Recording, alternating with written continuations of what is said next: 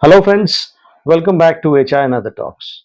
Today, we are discussing a very relevant and debated workplace issue, employee termination for moonlighting. First, let us understand what moonlighting means. Moonlighting refers to an employee taking up a second job, freelance work, or paid assignment outside regular working hours while already employed full time in one organization. Now, the big HR question is, should an employee be terminated for this? Is it right or wrong? Now let us look at why companies oppose moonlighting. From the employer's point of view, there are genuine concerns. It may affect employee productivity in the primary job. There can be conflict of interest if the second job is with a competitor. Confidential company information may be at risk. Fatigue and divided focus can reduce performance. This is why many organizations include clauses in appointment letters restricting outside employment. Why employees defend moonlighting? On the other side, employees argue if work is done outside office hours, it is their personal choice.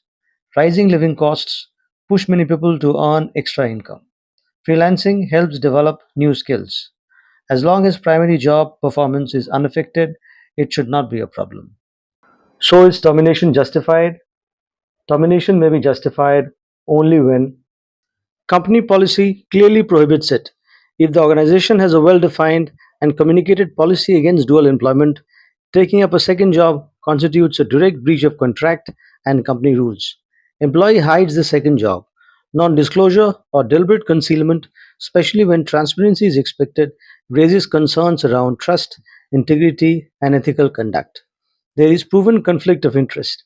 If the second job interferes with the organization's interests, involves competitors, or risks misuse of confidential information, it becomes a serious misconduct issue. Performance suffers significantly when the employee's productivity, quality of work, or availability declines due to the additional job, and this impact is consistent and measurable. It justifies corrective action, including possible termination. But immediate termination without discussion may appear harsh. What should HR ideally do? A balanced HR approach should be thoughtful, fair, and evidence based, ensuring that decisions are not made hastily but after a proper evaluation of the situation. First, verify facts. Begin by gathering accurate and complete information.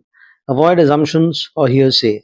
Check internal records, timelines, and any available evidence before drawing conclusions. Review employment contract. Examine the employee's offer letter, appointment terms, and company policies on dual employment, confidentiality, and conflict of interest. This helps determine whether any formal breach has occurred. Speak to the employee. Have an open and non accusatory discussion with the employee to understand their perspective. There may be valid reasons, misunderstandings, or situations that need clarification. Understand whether there is policy violation or business risk.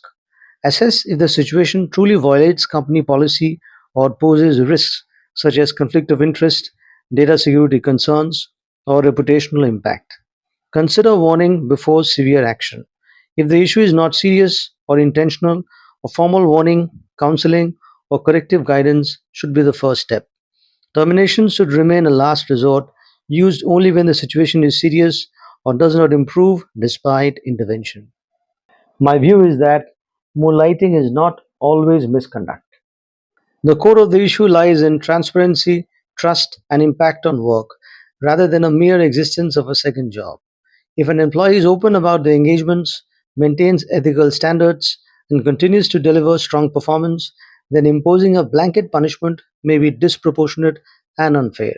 In such cases, the focus should be on monitoring outcomes rather than restricting autonomy. However, the situation changes when trust is breached. If there is concealment, misuse of confidential information, or any indication that the employee's loyalty is divided, especially in ways that could harm the organization, then it becomes a serious concern. Similarly, if business interests are at risk or compromised, the organization is fully justified in taking strict action. So, to conclude, termination for moonlighting can be right or wrong depending on circumstances. HR must judge wisely, not emotionally, not mechanically. What do you think? Should moonlighting be allowed or strictly banned? Share your views in comments. If you admire such HR discussions, Please like, share, and subscribe to HR and Other Talks. Thanks for watching.